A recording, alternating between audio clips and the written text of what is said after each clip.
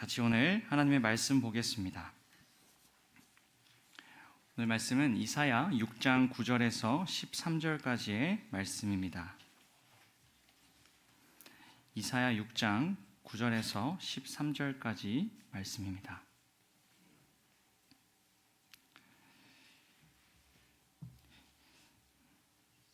제가 한 절, 여러분들이 한 절 교독하며 읽도록 하겠습니다.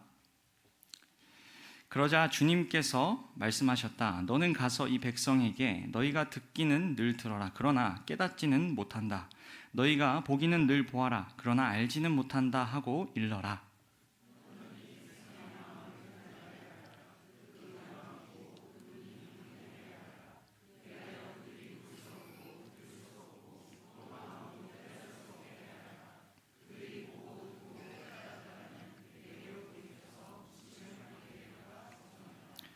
그때 내가 여쭈었다. 주님, 언제까지 그렇게 하실 것입니까? 그러자 주님께서 대답하셨다. 성읍들이 황폐하여 주민이 없어질 때까지, 사람이 다 없어서 집마다 빈집이 될 때까지, 밭마다 모두 황무지가 될 때까지.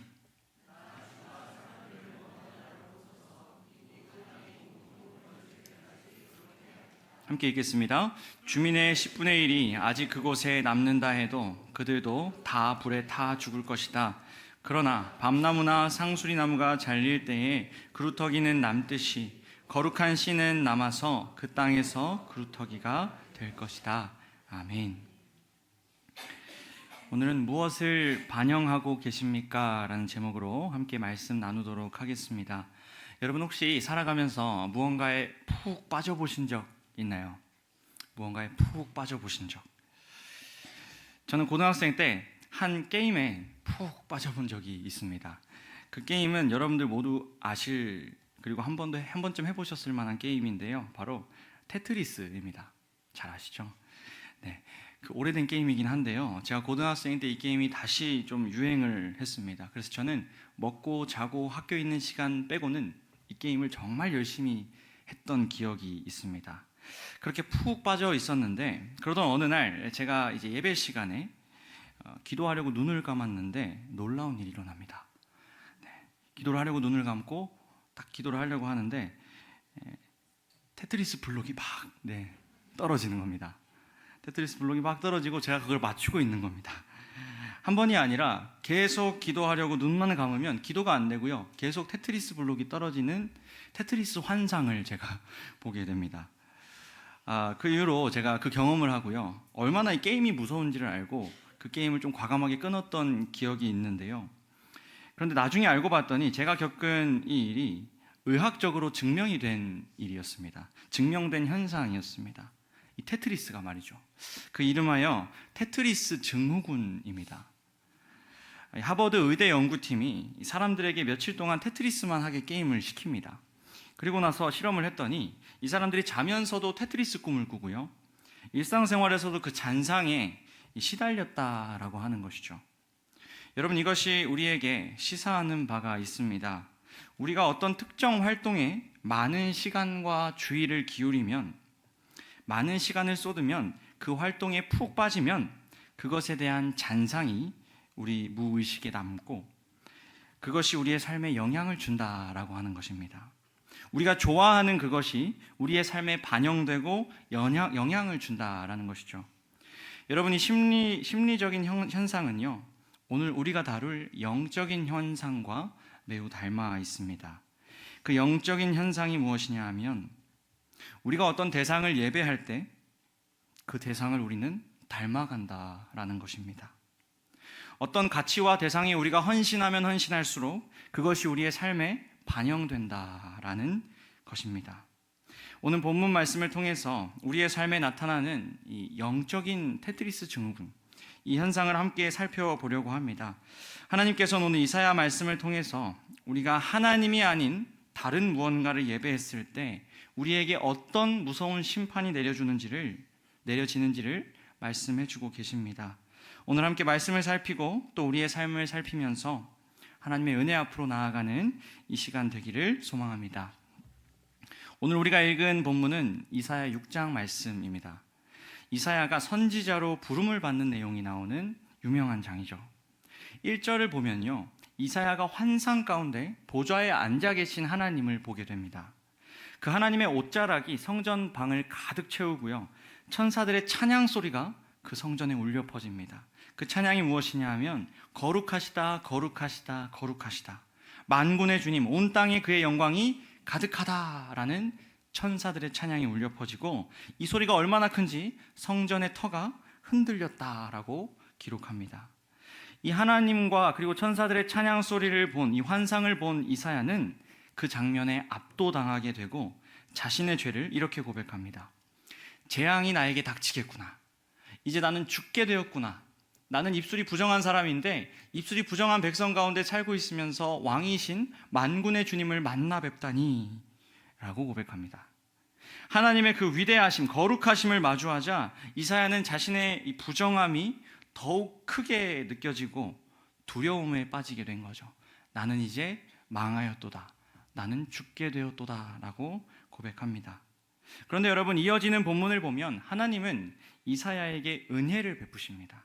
어떤 은혜냐 하면 천사들을 통해서 불타는 숯을 가져오게 합니다. 그것을 숯을 가져와서 이사야의 입에 대게 하시죠. 환상입니다. 이사야의 입에 대게 하시면서 이 숯을 통해서 하나님께서 이사야의 부정함과 죄를 사라지게 하시고 그 죄를 용서하십니다. 자신의 죄 때문에, 부정함 때문에 죽게 되었구나라고 하고 있는 이사야에게 죄 용서하시면서 하나님이 은혜를 베푸십니다. 그렇게 이사야는 하나님의 은혜를 경험하게 되죠. 그리고 그 다음에 우리가 잘 아는 본문의 내용이 나옵니다. 8절 말씀을 제가 읽겠습니다. 내가 누구를 보낼까? 누가 우리를 대신하여 갈 것인가? 내가 아뢰었다. 제가 여기 있습니다. 저를 보내어 주십시오. 여러분, 하나님께서는 하나님의 말씀을 대언할 사람을 찾으십니다. 누가 나를 위하여, 우리를 위하여 갈 것인가? 라는 하나님의 질문 앞에 이사야가 손을 높이 들고 말하는 것이죠. 제가 여기 있습니다. 저를 보내주십시오. 그렇게 이사야는, 용서받은 이사야는 선지자로 하나님 앞에 세워지게 됩니다. 하나님의 부르심이 있었고 그는 그 부르심에 응답하면서 이렇게 하나님의 선지자로 세워지게 되는 것이죠. 너무 이상적인 모습입니다. 아름다운 모습입니다. 그래서 여러분, 하나님의 부르심, 소명과 관련해서 우리가 말씀을 볼 때 이 이사야 6장 말씀이 이 단골 성경 구절처럼 보기도 합니다. 우리가 자주 보는 말씀 구절, 그것이 바로 오늘 6장인데요. 그런데 여러분, 본문을 자세히 보면 하나님께서 이사야를 부르시는 이 본문은 이 8절로 끝나지 않습니다. 오늘 우리가 함께 볼 9절에서 13절로 이어지게 된다는 겁니다. 앞에 1절에서 8절과 비교했을 때 상당히 주목을 받지 못하는 본문이지만 오늘 우리에게 아주 중요한 메시지를 전해주는 본문입니다. 9절과 10절 말씀을 이 시간에 함께 다시 한번 읽어보도록 하겠습니다. 9절과 10절입니다. 너는 가서 이 백성에게 너희가 듣기는 늘 들어라. 그러나 깨닫지는 못한다. 너희가 보기는 늘 보아라. 그러나 알지는 못한다 하고 일러라. 너는 이 백성의 마음을 둔하게 하여라. 그 귀가 막히고 그 눈이 감기게 하여라. 그리하여 그들이 볼 수 없고 들을 수도 없고 또 마음으로 깨달을 수 없게 하여라. 그들이 보고 듣고 깨달았다가는 내게로 돌이켜서 고침을 받게 될까 걱정이다. 아멘. 여러분, 하나님께서는 부르심을 따라 그 하나님 앞에 나온 이사야 선지자에게 그가 어떤 일을 해야 하는지 9절과 10절에서 말씀해 주십니다. 그런데 여러분, 방금 읽으셨지만요, 그 일이 너무 가혹합니다. 이스라엘 백성들이 듣기는 들어도 깨닫지 못하고 보기는 보아도 알지 못할 것이라고 외치라는 겁니다. 나아가 그들의 마음을 둔하게 하고 귀가 막히고 눈이 감기도록 너가 사역하여라 라고 말씀하고 계십니다. 그들이 볼 수 없고 들을 수 없고 마음으로도 깨닫지 못하게 하는 일, 그게 선지자 이사야의 사명이었다는 거죠. 여러분, 좀 이상하지 않습니까? 우리가 생각하는 선지자는 회개하라고 외쳐야 하고 심판이 다가오고 있으니 하나님께 빨리 돌아오라고 외쳐야 할 것 같은데 그 반대의 일을 하게 하십니다. 이스라엘이 회개하고 돌이킬까 봐 무섭다, 못하게 해라 라고 이사야에게 말씀하고 계십니다. 조금 전에 기억하십니까? 숫불로 이사야의 죄를 용서하신 그 자비로우신 하나님, 그 은혜의 하나님은 더 이상 찾아볼 수 없고 분노하신 하나님의 모습이 이 9절 10절에 나타납니다. 우리가 이 신앙생활하면서 자주 묵상하고 생각하는 선하시고 자비로우신 하나님, 그 하나님의 모습이 아니라 다른 모습이 오늘 본문에서 발견됩니다. 그럼 여러분, 오늘 이 본문에서 하나님은 왜 이렇게까지 심각하게 또 가혹하게 명령하시는 걸까요? 그 이유는 바로 이스라엘 백성들의 죄 때문이었습니다. 우리가 오늘 함께 보았던 말씀이 6장 말씀인데요, 그 앞에 나오는 1장에서 5장 내용을 보면 그 모든 내용이 이스라엘 백성들의 죄에 대한 내용입니다. 이스라엘 백성들의 죄가 무엇인지 나열하는 내용이 무려 1장에서 5장까지 계속 반복됩니다. 이사야가 활동했던 그 시대를 잠깐 설명드리면요, 이 당시 이스라엘은 하나님을 아주 멀리 떠나 있었습니다. 정확하게 말하면 하나님을 예배하는 일은 계속했지만 다른 것도 같이 예배했습니다. 하나님을 예배하면서 자기들이 열심히 손으로 만든 다른 우상들도 같이 의지하고 같이 예배했던 것이죠. 그리고 이 일은 하나님 보시기에 매우 악했습니다. 그래서 이사야 1장에서 5장을 모두 이스라엘의 우상 숭배에 대한 고발장으로 우리가 본다면, 오늘 6장 말씀 이어지는 말씀은 1장에서 5장 그 고발장에 대한 하나님의 유죄 선고의 말씀이 오늘 6장 우리가 읽은 9절과 10절의 말씀이라는 것입니다. 그들이 우상 숭배했던 것에 대한 유죄 선고가 내려집니다. 이렇게 앞의 문맥을 살펴보면 오늘 본문에서 이사야 선지자에게 하나님이 주셨던 그 명령은 가혹한 명령이라고 제가 이야기했지만 사실 그게 아니고요, 합당한 명령이었습니다. 죄를 지은 백성들을 향한 공의의 하나님의 합당한 명령이었다는 겁니다.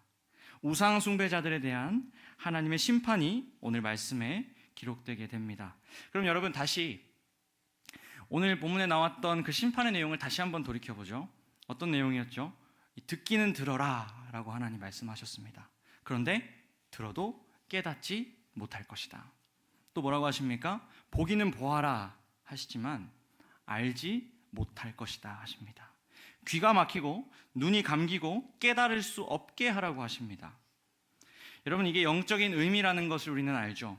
영적인 귀와 눈이 완전히 어두워져서 영적인 분별을 더 이상 못하게 되는 심판입니다. 영적으로 무감각해지는 아주 무서운 심판이 이스라엘에게 내려진 겁니다. 그리고 이 심판은 이사야서에서 반복됩니다. 42장에서도 43장, 44장에서도 눈이 있어도 보지 못하고 귀가 있어도 듣지 못하게 되리라는 심판이 계속 언급된다는 겁니다. 그뿐이 아닙니다. 하나님은 이사야서뿐만 아니라 성경 여러 곳에서요, 이 영적인 감각이 상실되는 이 내용을, 이 심판을 자주 언급하십니다. 시편에도 나오고요, 복음서에도 나오고요, 요한계시록에서도 이 눈과 귀가 어두워지는 심판, 이것을 향한 경고가 나와 있다라는 겁니다. 그래서 여러분, 이것을 눈여겨보고 이 주제에 대해 연구한 그레고리 빌이라는 신학자가 있습니다. 이 신학자가 이 반복되는 하나님의 이 귀가 어두워지고 눈이 어두워지고 이 언어를 두고 이렇게 이름을 붙입니다. 감각기능 이상 언어. 감각기능이 이상이 생기는 언어라는 거죠. 이 인간의 감각기능, 우리가 모두 가진 이 감각기능에 문제가 생긴 것처럼 비유를 해서 영적으로 무감각한 그들의 상태를 표현한다, 하나님께서 표현하신다라는 겁니다. 그리고 나서 이 학자가 이 감각기능 이상 언어가 사용된 성경 전체를 연구하고 나서 흥미로운 사실을 한 가지 발견합니다. 그게 뭐냐면, 이 감각기능 이상 언어가 사용된 성경의 모든 맥락이 다 우상 숭배를 경고하고 심판하는 맥락이라는 겁니다. 모두 다 통일적으로 우상 숭배를 경고하고 심판하는 맥락에서 하나님이 이 언어를 쓰십니다. 그 대표적인 말씀을 함께 읽어보겠습니다. 시편 115편인데요, 4절에서 8절 우리 이거 함께 읽어보겠습니다. 시작. 이방 나라의 우상은 금과 은으로 된 것이며 사람이 손으로 만든 것이다. 입이 있어도 말하지 못하고 눈이 있어도 볼 수 없으며 듣지 못하고 코가 있어도 냄새를 맡지 못하고 손이 있어도 만지지 못하고 발이 있어도 걷지 못하고 목구멍이 있어도 소리를 내지 못한다. 우상을 만드는 사람이나 우상을 의지하는 사람은 모두 우상과 같이 되고 만다. 아멘. 여러분, 시편 기자가 뭐라고 합니까? 이방 나라의 많은 우상을 두고 그것은 사람이 손으로 만든 것에 불과하다고 이야기합니다. 그리고 그 우상에 대해서 묘사를 하죠. 입이 있어도 말을 못합니다. 눈이 있어도 보지를 못합니다. 귀가 있어도 들을 수가 없습니다. 왜 그렇죠? 사람이 만든 돌덩이에 불과하니까요. 생명이 없기 때문입니다. 그 돌덩이, 금덩이, 은덩이가 귀가 있는 것 같지만 아무런 생명력이 없고 힘도 없고 능력도 감각도 없다는 겁니다. 그런데 시편 기자는 여기서 멈추지 않고 8절에 이렇게 말합니다. 우상을 만드는 사람이나 우상을 의지하는 사람은 모두 뭐처럼 됩니까? 우상과 같이 되고 만다. 여러분의 시편 말씀은 우리에게 무서운 진리를 보여주고 있습니다. 우상을 만들고 숭배하는 그 사람이 그 우상처럼 되어진다라는 것이죠. 아무런 힘도 능력도 감각도 없는 우상, 그 돌덩이에 불과한 그 우상을 숭배하는 사람은 점점 그것처럼, 그 우상처럼, 그 돌덩이처럼 닮아가게 된다는 겁니다. 어떻게 닮아갑니까? 눈이 있지만 보지를 못합니다. 귀가 있어도 듣지를 못하고 영적으로 무감각해지게 된다는 것입니다.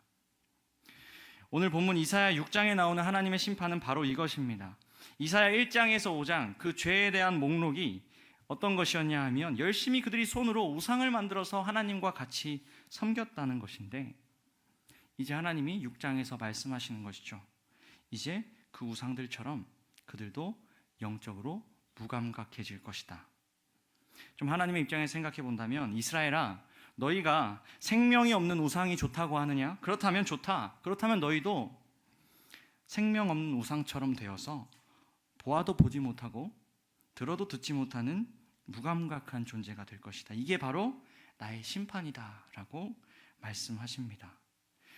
여러분, 우상 숭배자가 우상처럼 되어가는 그 심판, 여러분, 이 성경에 나오는 이 심판은요, 오늘날 현대 사회를 살아가는 우리에게도 여전히 유효합니다. 제가 서두에 이 테트리스 증후군을 말씀드렸는데요.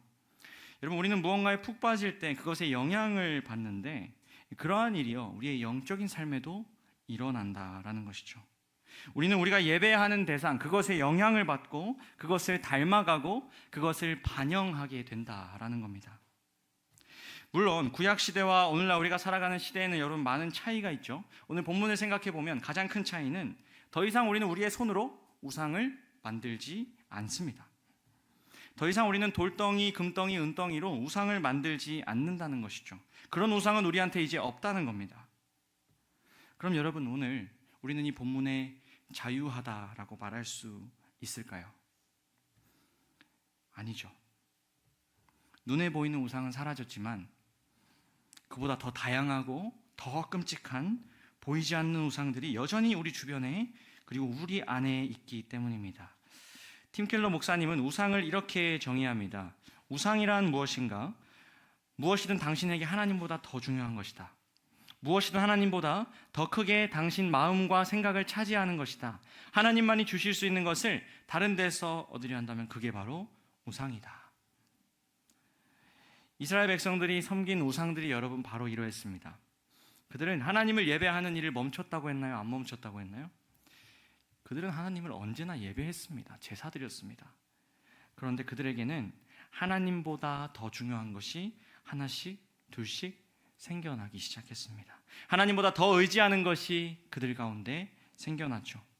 여러분, 하나님보다 더 중요하고 하나님보다 더 의지하는 것, 그것이 우상의 본질이라고 한다면 오늘 우리 역시 이 우상에서 자유하지 못합니다. 돈, 쾌락, 일, 성공, 관계, 그리고 자녀. 여러분, 이것은 모두 하나님 주신 좋은 선물입니다. 그런데 여러분, 그것이 하나님보다 더 중요한 것이 되고 우리의 마음과 생각을 하나님보다 더 많이 차지하게 될 때 그것은 더 이상 좋은 것이 아닙니다. 우상입니다. 우리가 그것들을 우상으로 여기며 섬길 때 오늘 말씀에서 본 것처럼 우리는 그 우상의 영향을 받게 되고요. 그 우상을 닮아가는 이 심판을 피할 수 없게 된다는 거죠. 대표적으로 우리 모두가 좋아하는 우리 돈으로 한번 생각해 볼까요? 여러분, 돈을 정말 사랑하는 사람을 혹시 본 적 있으십니까? 꼭 주변에 한 명씩 있던데 저도 그런 사람을 한번 본 적이 있는데 어떻습니까? 말끝마다 무슨 이야기를 합니까? 돈 이야기를 하죠. 돈을 어떻게 불릴까가 그 사람의 그 삶의 목표입니다. 매일 그 생각을 하죠. 모든 관계를 다 무엇으로 봅니까? 돈으로 연관지어서 모든 관계를 생각합니다. 세상을 돈으로 이해한다라는 것이죠. 돈이라고 하는 그 우상에 빠져서 그 우상을 닮아가고 그 우상의 영향을 받는 것입니다. 자녀는 어떻습니까? 하나님이 허락해 주신 자녀이지만 그 자녀가 하나님보다 더 중요해질 때 그건 역시 우상이 됩니다. 그리고 부모는 그 정체성을 하나님이 아니라 어디서 찾습니까? 자녀에게서 찾고요. 그 소망을 하나님이 아니라 자녀에게서 찾습니다. 또 한 가지 예를 들어볼까요? 우리 모두가 가지고 있는 이 스마트폰. 이것은 어떤가요? 아주 빠르고 혁신적이고 이것 하나면 무엇이든 할 수 있습니다.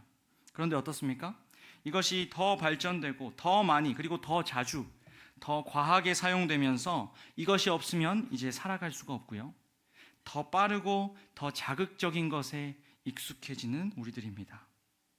스마트폰 역시 선하게 쓰일 수 있지만요. 우리 안에 우상으로 자리 잡게 될 때 그것을 우리가 닮아가게 되고 우리가 그것에 빠지게 되는 것이죠. 이렇게 여러분 우리의 삶의 모든 영역을 하나하나 진지하게 생각해 본다면 우리 안에도 이 구약에 나타난 이스라엘의 우상 숭배 이것이 저리 가라 할 만큼 많은 우상이 우리 안에 자리 잡고 있다는 걸 우리는 고백할 수밖에 없습니다. 이스라엘 백성들이 그랬던 것처럼 하나님을 예배하는 일을 우리는 멈추지 않습니다. 오늘 예배하러 온 것처럼요. 그런데 이 예배만 드리는 게 아니라 또 다른 무언가를 쫓고 숭배하면서 그것을 닮아간다라는 것이죠. 여러분, 그럼 한번 질문해 보겠습니다. 오늘 여러분의 우상은 무엇입니까? 여러분은 어떤 우상을 오늘 닮아가고 계시고 어떤 우상을 반영하고 계십니까? 이렇게 우상이 들끓는 시대에 우리는 압니다. 크리스천이기 때문에 그것을 극복하며 살아가야 하죠. 그런데 그렇지 못한 우리의 현실을 잠깐 돌이켜 보았습니다. 그럼 여러분, 오늘 말씀을 우리가 봤는데 이제 우리는 어떻게 해야 할까요? 우리 마음에 자리 잡은 이 수많은 우상들을 어떻게 물리칠 수 있냐라는 것이죠. 오늘 본문은 감사하게도 10절에서 끝나지 않고요. 계속 이어지면서 우리의 질문에 답하고 있습니다. 여러분, 심판의 메시지를 이사야 선지자가 받지 않았습니까? 그리고 나서 이사야 선지자가 하나님께 묻습니다. 11절에 이렇게 묻습니다. 주님, 언제까지 그렇게 하실 것입니까? 그러자 하나님은 이스라엘 성읍이 황폐해지고 황무지가 될 때까지 그렇게 하시겠다고 하십니다. 그런데 거기서 끝나지 않고요. 13절에 이런 약속을 주십니다. 그러나 밤나무나 상수리나무가 잘릴 때 그루터기는 남듯이 거룩한 씨는 남아서 그 땅에서 그루터기가 될 것이다. 아멘. 여러분, 우상 숭배로 인해서 영적인 무감각이라고 하는 심판에 빠지고 이 황폐해진 이스라엘 가운데 하나님이요, 거룩한 씨, 그루터기가 될 그 거룩한 씨를 남겨두겠다고 약속하십니다. 여러분, 그루터기가 뭔지 아시죠? 나무가 잘리고 나면 그 남은 밑둥을 말합니다. 그 기초를 남겨두시고 그것이 거룩한 씨로 그것을 남겨두셔서 다시 이스라엘 백성들을 회복시키겠다고 하십니다. 이것이 무슨 의미입니까? 우상 숭배에 빠진 자들, 그들이 스스로 나올 방법은 없고요. 하나님께서 직접 자신이 그 우상 숭배자들을 회복시키겠다고 선포하고 계십니다. 은혜를 베푸겠다고 하십니다. 스스로는 우상을 끊을 수 없고 우상을 닮아가는 이 이스라엘 백성들, 그리고 우리들을 향해서 하나님이 불쌍히 여기시고 은혜를 베푸겠다고 약속하십니다. 그럼 여러분, 우리는 이제 무엇을 해야 할까요? 그 회복으로 이끄시는 하나님 앞에 나아가면 되겠죠. 우리가 있어야 할 원래의 자리로 돌아가면 됩니다. 여러분, 원래의 자리가 어딜까요? 창세기 1장 말씀을 여러분 기억하십니까?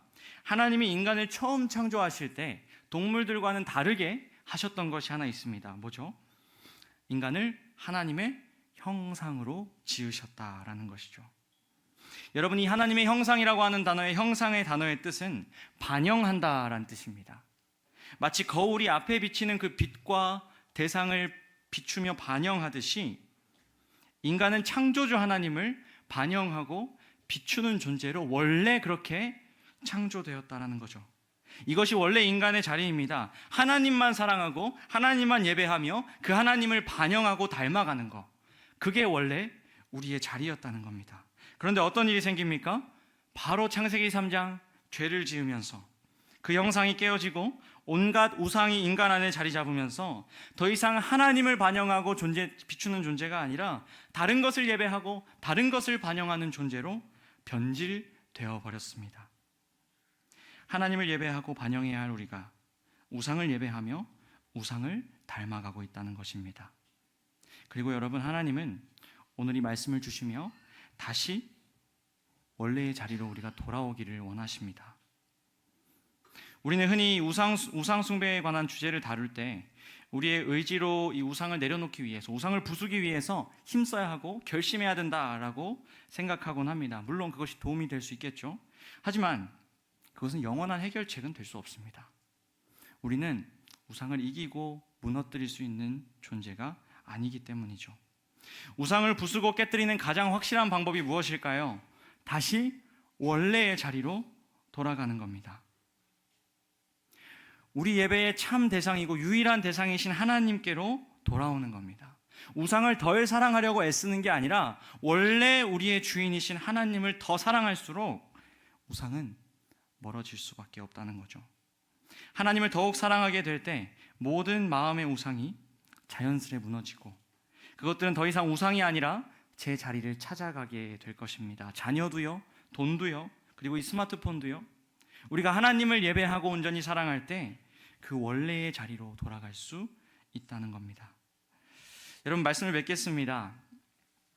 사랑하는 성도 여러분, 오늘 여러분은 무엇을 예배하고 계십니까? 무엇을 닮아가고 계십니까? 또 무엇을 반영하고 계십니까? 무엇에 헌신하고 계시고 복종하고 계십니까? 그것이 세상의 물질과 가치 또는 다른 대상입니까? 아니면 우리의 원래의 자리 하나님이십니까? 여러분, 구약 성경에는 우상을 가리키는 여러 단어가 쓰입니다. 그중 하나가 길루림이라는 단어입니다. 이 단어의 의미를 보니까 배설물의 잔재들입니다. 배설물의 잔재들. 쉽게 말해보면요, 우리나라 말로는 똥덩어리입니다. 똥덩어리. 1부 때는 웃으시던데 2부 때는 안 웃으시네요. 네. 똥덩어리라는 단어를 우상에 쓴다는 거죠. 가장 혐오스럽고 무가치하고 냄새나서 곁에 두기 싫은 것, 그 단어가 어디에 쓰인다고요? 우상이라는 단어에 쓰인다는 겁니다. 하지만 정말 아이러니한 건 뭐죠? 구약 성경에서 이스라엘 백성들은 이 똥덩어리를 절대 포기하지 않고요, 꼭 움켜쥐고 품에 안고 살아갑니다. 여러분, 그 어리석은 모습이 우리 안에 있지 않기를 원합니다. 가장 무가치한 것을 쫓아가지 않고 가장 가치 있는, 가장 존귀한 우리 하나님을 예배하는 우리 더향상교회 되기를 원합니다. 그렇게 다시 원래의 자리로 돌아가서 하나님만 예배하고 하나님을 닮아가는 우리 더향상교회 되기를 주님의 이름으로 축복합니다.